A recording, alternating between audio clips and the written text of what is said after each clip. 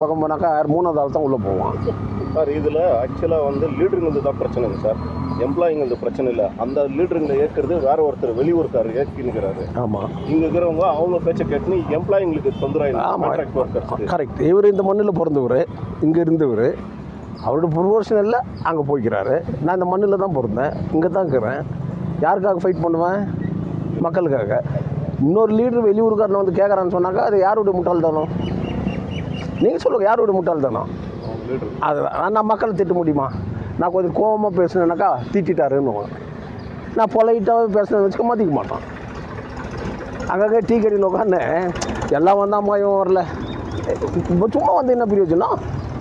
எங்களை மாதிரி உட்காரணும், பேசணும், சொல்லணும், கேள்வி கேட்கணும். லேபர் ஆக்ட் பற்றி பாலன் எக்ஸ்பிளைன் பண்ணார், செக்ஷனை பற்றி எக்ஸ்பிளைன் பண்ணார். அவங்க வாயை திறக்கலையே.